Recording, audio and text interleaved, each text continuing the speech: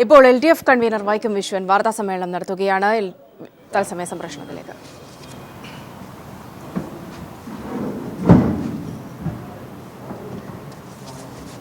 കാർഷിക മേഖല നമ്മുടെ കേരളത്തിലെ കാർഷിക മേഖല എല്ലാ ഉൽപ്പന്നങ്ങളെയും തകർക്കുന്ന രീതിയിൽ വരികയാണ്. ആസിയൻ കരാറുമായി സ്വതന്ത്ര വ്യാപാര കരാർ ഉള്ള RCEP സ്വതന്ത്ര വ്യാപാര കരാറും ഇന്ത്യയുടെ സമസ്ത മേഖലകളെയും ബാധിക്കുന്നതും ഏറെ അപകടകരവുമാണ്. അതിലേറ്റവും കൂടുതൽ അപകടകരമായി വരുന്നത് കേരളത്തിനാണ്. ഇപ്പോൾ അടുത്ത ഡിസംബർ 1 മുതൽ 5 വരെ ഡൽഹിയിൽ വെച്ച് 7ാം വട്ട ചർച്ച നടക്കുകയാണ്. ഇതോടുകൂടി ഇറക്കുമതി തീരുവയിൽ വൻ വെട്ടിക്കുറവ് വരികയാണ്. ഇപ്പോൾ പലതും കുറച്ചിരിക്കുന്നു, അത് പലതും കൂടുതലായി കുറയ്ക്കുന്ന ഒരു സ്ഥിതിയിട്ട് വരികയാണ്. അപ്പോൾ ഇതൊരു വലിയ ദുരന്തം നമ്മൾ അനുഭവിക്കേണ്ടി വരും. നമ്മുടെ കാർഷിക രംഗത്തെ വരുമാനമാകെ തകരുകയും കാർഷിക രംഗത്തിൽ നിൽക്കുന്നവർക്ക് മുന്നോട്ട് പോകാൻ കഴിയാത്തൊരു സ്ഥിതിയും വരുന്നു. ഇപ്പോൾ തന്നെ കേരളത്തിലെ കാർഷിക രംഗം വിലത്തകർച്ചയെ നേരിടുകയാണ്.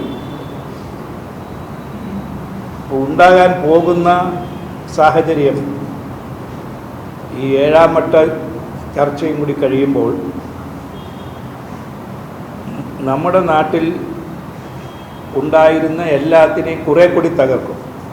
ഇപ്പോൾ റബ്ബറിന് 90 രൂപയെ താഴെ വിലയായി. അപ്പോൾ അരി ഇറക്കുമതി ചെയ്യുമ്പോൾ ചെറിയ ചില സൗകര്യങ്ങൾ കിട്ടുമായിരിക്കും, അതും പറയാനാവില്ല. നമുക്കത് എത്ര കണ്ട് പ്രയോജനപ്പെടുത്തും. പാം ഓയിൽ അത് ഇറക്കുമതി ചെയ്യുക, തേയില, കാപ്പി, കുരുമുളക്, മത്സ്യം, പിന്നെ പാൽപ്പൊടിയും പാലും ഇറക്കുമതി ചെയ്യുന്ന സ്ഥിതിയിലോട്ട് വരും. അപ്പോൾ കാർഷിക രംഗം ഒന്ന് പിടിച്ചു നിൽക്കാൻ മറ്റ് രീതിയിൽ കൃഷി നടത്തുന്നതാണ് ഈ ക്ഷീര കർഷകർ. അതെല്ലാം പൊളിയുന്ന രീതിയിൽ കാര്യങ്ങൾ വന്നിരിക്കുകയാണ്. ഇപ്പോൾ കൂടുതൽ പേര് പണിയെടുക്കുന്ന തൊഴിൽ മേഖലകൾ ഉൽപ്പാദന തകർച്ച നേരിടുകയാണ്. ഇതനുസരിച്ച് തൊഴിലവസരങ്ങൾ ഇല്ലാതാകുകയാണ്. ഇതിൻ്റെ ആത്യന്തിക ഫലം കൃഷിക്കാരുടെ ആത്മഹത്യയാണ്. വ്യവസായ തകർച്ചയ്ക്ക് പോലും ഇത് ഇടയാകുമെന്നുള്ളൊരു വസ്തുതയാണ്. കാരണം ഇത് അസംസ്കൃത വസ്തുവായി ഉപയോഗിക്കുമ്പോൾ. അപ്പം ഇതിനെല്ലാം, ഈ നയത്തിനെല്ലാം കേന്ദ്ര ഗവൺമെൻറ് വളരെ ശക്തിയായി ഇത് നടപ്പാക്കാൻ വേണ്ടി നിൽക്കുകയാണ്. കേരളത്തിന് ഇത്ര വലിയ ദുരിതങ്ങൾ സംഭാവന ചെയ്യുന്ന ഈ കരാറിനെതിരെ നമ്മുടെ സംസ്ഥാന ഗവൺമെൻറ് അല്ലാത്തപ്പോഴൊക്കെ പല വാചകങ്ങളും പറയാറുണ്ട്, കാര്യമായി ഒരു പ്രതികരണവും നടത്തുന്നില്ല. മാത്രമല്ല, ഇതിൽ വരാൻ പോകുന്ന അപകടത്തിനെക്കുറിച്ചുള്ള വിവരങ്ങൾ പുറത്തു പോകാതിരിക്കാൻ ശ്രദ്ധിക്കുന്നു. രഹസ്യമായി ചർച്ചകൾ നടത്തി നമ്മുടെ കാർഷിക മേഖലയെ തകർക്കുന്ന കേന്ദ്ര സർക്കാരിൻ്റെ ഗൂഢാലോചനയ്ക്കെതിരായി സംസ്ഥാന ഗവൺമെൻറ് രംഗത്ത് വരുന്നില്ല.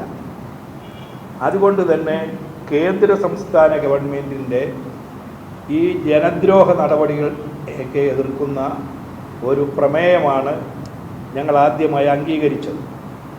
ഈ പ്രമേയത്തിൻ്റെ അടിസ്ഥാനത്തിൽ കേരളത്തിലെ കൃഷിക്കാരെ അവർ ഏത് ഭാഗത്ത് നിന്നാലും അവരെല്ലാം കൂടി യോജിച്ചുള്ള വമ്പിച്ച ഒരു പ്രക്ഷോഭണം അനിവാര്യമാണ്.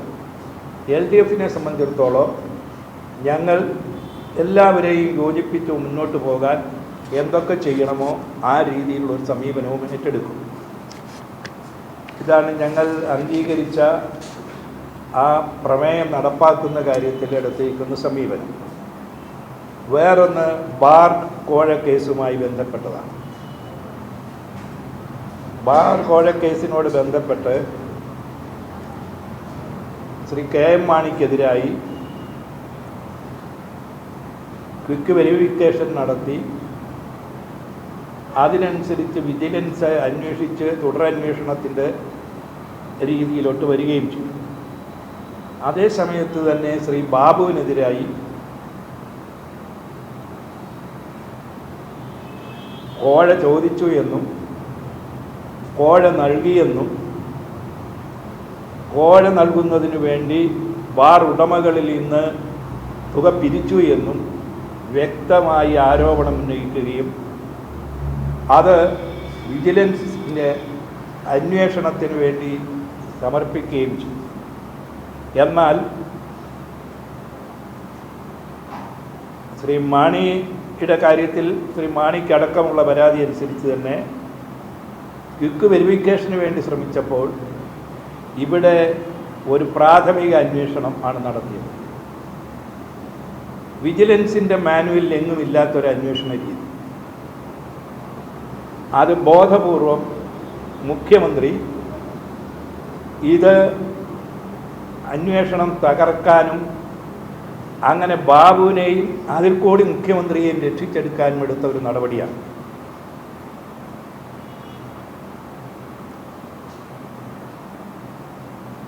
ഈ കേസിനെ സംബന്ധിച്ചിടത്തോളം ബാബുവിനെതിരെ 164 വകുപ്പ് പ്രകാരം മജിസ്ട്രേറ്റിന് മുമ്പാകെ രഹസ്യമൊഴി തന്നെ രേഖപ്പെടുത്തിയിട്ടുമുള്ളതാണ്. അതുകൊണ്ട് ഈ കേസ് തേച്ചുമാച്ച് കളഞ്ഞു എന്ന രീതിയിൽ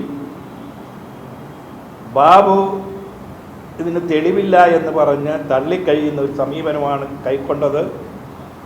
അതിൽ നിന്ന് വ്യത്യസ്തമായി എല്ലാ തെളിവുകളും മുന്നിൽ വെച്ചുകൊണ്ടിട്ടുള്ള ഈ കേസ് രജിസ്റ്റർ ചെയ്ത്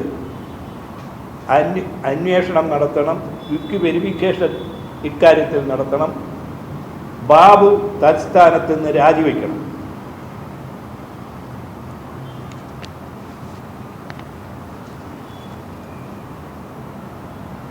അപ്പോൾ ഇതിനെക്കുറിച്ച് അന്വേഷിച്ച് FIR നൽകുന്നതിന് പകരം രക്ഷപ്പെടുത്താനുള്ള എല്ലാ ശ്രമങ്ങളുമാണ് എടുത്തത്. അപ്പോൾ മുഖ്യമന്ത്രി അദ്ദേഹത്തിൻ്റെ ഗ്രൂപ്പിൻ്റെ ഏറ്റവും വലിയ ഒരു മന്ത്രി എന്ന രീതിയിൽ ശ്രീ ബാബുവിനെ ഏതൊക്കെ രീതിയിൽ രക്ഷിക്കാൻ കഴിയുമെന്ന് നോക്കുകയാണുള്ളത്. മുമ്പ് പാം ഓയിൽ കേസിന് കോടതിയെ ആക്രമിച്ച് അതിന് നിന്ന് രക്ഷപ്പെടുന്നത് പോലെ ഇപ്പോൾ ഉമ്മൻചാണ്ടി അടക്കമുള്ള ആളുകളോട് കോടതിയിൽ ഹൈക്കോടതിയുടെ പൊതുപരാമർശനം വന്നു. അതിൻ്റെ ഉള്ളടക്കത്തിലോട്ടൊന്നും പോകുന്നില്ല. പക്ഷേ ശ്രീ ഉമ്മൻചാണ്ടി പറഞ്ഞൊരു കാര്യമുണ്ട്. കോടതി അങ്ങനെ പറഞ്ഞതുകൊണ്ട് അതിൽ ഞാൻ പ്രതികരിക്കുന്നില്ല എന്ന് പറയുകയും ഉമ്മൻചാണ്ടിയുടെ മനസാക്ഷി സൂക്ഷിപ്പുകാരനായ ശ്രീ MM ഹസൻ കോടതിക്കെതിരായി ശക്തിയായി പ്രതികരിക്കുകയും ചെയ്തു. ഇനിയും അദ്ദേഹം അത് ചെയ്യുമെന്നാണ് പറഞ്ഞത്. അതിൻ്റെ അർത്ഥം ഉമ്മൻചാണ്ടിക്ക് വേണ്ടി ശക്തിയായി വാദിച്ച് കോടതിയെ ക്ഷീണിപ്പിക്കാം എന്ന രീതിയിൽ കോടതി അലക്ഷ്യം വരുന്ന രീതിയിലുള്ള ഒരു നടപടിയാണ് ഇപ്പോൾ എടുത്തിരിക്കുന്നത്.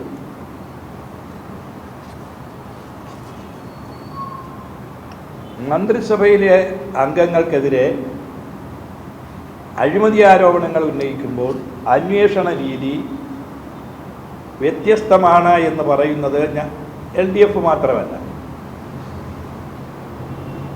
ഇപ്പോൾ രാജിവെച്ചിരിക്കുന്ന ശ്രീ KM മാണിക്ക് തന്നെ പലതും പറയാനുണ്ട് എന്ന് പറഞ്ഞുകൊണ്ട് അതിൽ കൂടി പറയുകയും ചെയ്യും. അദ്ദേഹം മലയാള മാധ്യമപ്രവർത്തകരോടല്ലെങ്കിലും ഇംഗ്ലീഷ് മാധ്യമപ്രവർത്തകരോട് അദ്ദേഹത്തിൻ്റെ മനസ്സ് തുറക്കുകയും ചെയ്തു.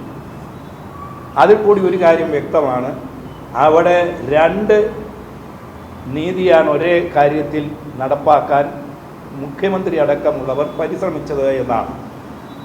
അടക്കമുള്ളവർ വെച്ചാൽ ആഭ്യന്തരമന്ത്രി അടക്കം. അത്തരമൊരു സാഹചര്യമാണ് അക്കാര്യത്തിൽ ഉണ്ടായിട്ടുള്ളത്. ഇത് ഘടകകക്ഷിയായ കേരള കോൺഗ്രസിനുള്ളൊരു അഭിപ്രായമാണ്. അതവർ പരസ്യമായി തന്നെ പറയുന്നൊരു സ്ഥിതി ഉണ്ടായിട്ടുണ്ട്. ഏതാണ്ട് ഇത് ഇക്കാര്യത്തിൽ സ്വന്തം കക്ഷിയെ രക്ഷിച്ചെടുക്കുന്നതിന് വേണ്ടി ഈ ഒരു സമീപനം തന്നെ ഇക്കാര്യത്തിലും മുഖ്യമന്ത്രി എടുത്തതായി കാണാം. അതുകൊണ്ട് തന്നെയാണ് ശ്രീ ബാബു ഈ അഴിമതി കേസിൽ ഒന്നുമല്ലെന്നും പിന്നീട് ബാബു എന്ന് പറയുന്നത് എൻ്റെ പേരിൽ ഒരു കേസുമില്ല. ഇങ്ങനെ കൃത്യമായിട്ട് എല്ലാം വെട്ടിച്ചെടുക്കുന്ന ഒരു സമീപനമുണ്ടെങ്കിൽ ആർക്കും പറയാൻ കഴിയും. അതുകൊണ്ടാണ് 164 വകുപ്പ് അനുസരിച്ച് കേസ് രജിസ്റ്റർ ചെയ്ത് FIR ഇട്ട് ഈ കേസ് അന്വേഷിക്കണം എന്ന് ഞങ്ങൾ ആവശ്യപ്പെടുന്നു. ഇപ്പോൾ വേറെ ഒന്നും പറയുന്നില്ല. ഈ മന്ത്രിസഭയിലെ മാണിക്കെതിരെ സ്വീകരിച്ചിരുന്ന അന്വേഷണ സംവിധാനം തന്നെ ബാബുവിനെതിരെയും എടുക്കാൻ കഴിയണം. ബാബു വളരെ വ്യക്തമായി കോഴ വാങ്ങിയെന്നും കോഴ ചോദിച്ചു എന്നും കോഴ സംഘടിപ്പിക്കുന്നതിന് ബാർ ഉടമകൾ രംഗത്ത് വന്നു എന്നും ഇന്ന് വ്യക്തമായിട്ടുണ്ട്. അതുകൊണ്ട് ബാബു ആ സ്ഥാനത്തിൽ നിന്ന് രാജിവെച്ചുകൊണ്ട് ഈ അന്വേഷണം നടന്നു. ഇപ്പോൾ തന്നെ ഹൈക്കോടതിയുടെ നിരീക്ഷണത്തിൽ വന്ന ഒരു വിഷയം, ഇങ്ങനെ ഒരു ക്ലീൻ ചിറ്റ് മാണിക്ക് ഇപ്പോൾ രാജിവെക്കേണ്ട രീതിയിൽ കാര്യങ്ങൾ എത്തിയിട്ടും കൊടുത്ത മുഖ്യമന്ത്രി ഉണ്ടെങ്കിൽ ആ മുഖ്യമന്ത്രിയുടെ കീഴിൽ ഒരു വിജിലൻസ് അന്വേഷണം നടത്തിയാൽ മതിയോ, അതല്ല CBI അന്വേഷണം വേണമോ എന്നുള്ള ഓരോരു സംശയം ഉന്നയിക്കപ്പെട്ടിട്ടുണ്ട്. അതിൻ്റെ ഉള്ളടക്കത്തിലോട്ട് കിടക്കുന്നില്ല. പക്ഷെ ഒരു കാര്യം വസ്തുതയാണ്, അത് വ്യക്തമായും ഈ അന്വേഷണ സംവിധാനത്തെ അട്ടിമറിക്കാൻ ഈ മന്ത്രിസഭയിൽ മുഖ്യമന്ത്രി തയ്യാറായെന്ന ഇടതുപക്ഷം പറഞ്ഞിട്ടുള്ള ആരോപണം വള്ളി പുള്ളി വിസർഗമില്ലാതെ ശരിയാണ് എന്ന് തെളിയുന്ന രീതിയിലാണ് അത് വന്നിട്ടുള്ളത്. ആ രീതിയിലുള്ള ഒരു സമീപനമാണ്. അതുകൊണ്ട് തന്നെ ഇക്കാര്യത്തിൽ മന്ത്രി രാജിവെച്ച് ഈ കേസ് എടുത്ത് അന്വേഷണം നടത്തണമെന്ന് ആവശ്യപ്പെട്ടുകൊണ്ട് നവംബർ 30 നിയമസഭയിലേക്ക് ഒരു ബഹുജന മാർച്ച് സംഘടിപ്പിക്കാൻ തീരുമാനിച്ചിട്ടുണ്ട്.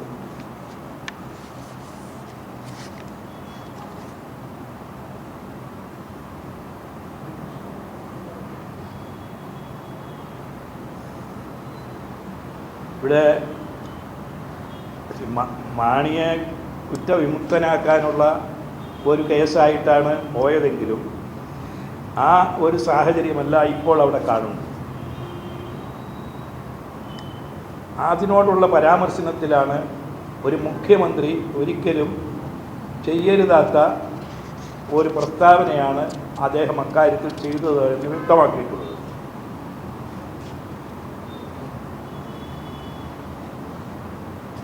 അപ്പോൾ ഇവർക്കെല്ലാം എതിരായിട്ട് വരുന്ന ആരോപണങ്ങൾ, കേസുകൾ അത് അന്വേഷിക്കാൻ അവരുടെ കീഴിലുള്ള ഉദ്യോഗസ്ഥന്മാർ തന്നെ പോകുമ്പോൾ അതിലുണ്ടാകാവുന്ന സ്വാധീനവും തെറ്റായ മാർഗത്തിലൂടെ നയിക്കുന്നതുമെല്ലാം ഇടതുപക്ഷ ജനാധിപത്യ മുന്നണി ചൂണ്ടിക്കാണിച്ചിട്ടുള്ളതാണ്.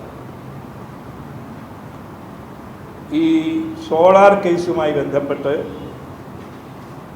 മുഖ്യമന്ത്രി രാജിവെക്കണമെന്ന് ആവശ്യമുന്നയിച്ചതിൻ്റെ ഒരു പ്രധാന കാര്യം അതാണ്. അദ്ദേഹത്തിൻ്റെ കീഴിലുള്ള അന്വേഷണം എവിടം വരെ എത്തുമെന്നുള്ള നിലയിൽ അന്ന് ഞങ്ങളത് പറഞ്ഞിരുന്നു. അഴിമതിയുമായി ബന്ധപ്പെട്ട എല്ലാ കാര്യങ്ങളിലും ഈ ഗവൺമെൻറ് തെളിവുകൾ നശിപ്പിക്കുകയും യാഥാർത്ഥ്യങ്ങൾ പുറത്തു വരികയില്ലെന്നുള്ള വരുത്താതിരിക്കുന്നതിനുമുള്ള വളരെ ശക്തിയായ നീക്കങ്ങൾ നടക്കുകയാണ്. ഇങ്ങനെ ഇവർ നീങ്ങുന്നു എന്ന ആശങ്കയാണ് ഞങ്ങൾ പ്രകടിപ്പിച്ചിരുന്നത്. ഇന്ന് കോടതിയുടെ നിരീക്ഷണത്തിലും ഞങ്ങളുടെ ഈ ആശങ്ക ശരിയാണെന്ന് തെളിയുകയാണ്. ഈ മുഖ്യമന്ത്രിക്ക് മറ്റ് പ്രത്യേകതകൾ വ്യക്തമായി അറിയാം. ഇപ്പോൾ തദ്ദേശ സ്വയംഭരണ സ്ഥാപനങ്ങളിലെ തെരഞ്ഞെടുപ്പെല്ലാം കഴിഞ്ഞു. മുഖ്യമന്ത്രിയാണ് കേരളത്തിൽ നിന്നുകൊണ്ട് പറഞ്ഞത് ഇത് ഈ ഗവൺമെൻറ്റിൻ്റെ അംഗീകാരത്തിന് വേണ്ടി തന്നെയുള്ളതാണ്. ഇത് പിറവത്തും നെയ്യാറ്റിൻകരയും അതുപോലെ അരുവിക്കരയും ഉണ്ടായതുപോലെ തന്നെ ഞാൻ വിജയിക്കുമെന്ന് പറഞ്ഞു. അദ്ദേഹം അദ്ദേഹത്തിൻ്റെ കണക്ക് എത്ര നോക്കിയിട്ടും അദ്ദേഹം പറഞ്ഞു ഒരു ചെറിയ വ്യത്യാസമുള്ളൂ. ആ ചെറിയ വ്യത്യാസത്തിൽ മുഖ്യമന്ത്രി വിജയിച്ചെന്നല്ല, മുഖ്യമന്ത്രി തോറ്റെന്നാണ് ആ പറഞ്ഞത്. മഹാഭൂരിപക്ഷം വരുന്ന ഗ്രാമപഞ്ചായത്തുകളും UDF നഷ്ടപ്പെട്ടു. ബ്ലോക്ക് പഞ്ചായത്ത് അവർക്ക് ആധിപത്യമുണ്ടായിരുന്നിടത്ത് അതിൽ കുറവ് വന്നു. മുനിസിപ്പാലിറ്റികളുടെ എണ്ണം വർദ്ധിപ്പിച്ച് പിടിച്ചെടുക്കാൻ ശ്രമിച്ചിടത്തും കുറവ് വന്നു. പുതിയ കോർപ്പറേഷൻ രൂപീകരിച്ച് ഉള്ള ഒരു കോർപ്പറേഷൻ പലതും കൂട്ടിച്ചേർത്ത് പിടിക്കാൻ നടത്തിയ ശ്രമവും പൊളിഞ്ഞു. ഇങ്ങനെയുള്ള ഒരു സാഹചര്യത്തിൽ ഒരു മുഖ്യമന്ത്രിക്ക് പിന്നെ ആ വിഷയത്തെക്കുറിച്ച് ഒന്നും തന്നെ പറയാനില്ല. വളരെ വ്യക്തമായും ജനകീയ അംഗീകാരത്തിന് വേണ്ടി മുന്നോട്ട് വരികയും ജനവിധി വരട്ടെ എന്ന് പ്രഖ്യാപിക്കുകയും ചെയ്തിട്ട് ഈ ജനവിധി വന്നപ്പോൾ അദ്ദേഹത്തെ കാണാനില്ല. അദ്ദേഹം ആ കാര്യത്തിലുള്ള സമീപനങ്ങളെ മാറ്റിവെക്കുന്ന ഒരു സ്ഥിതി വന്നിരിക്കുകയാണ്.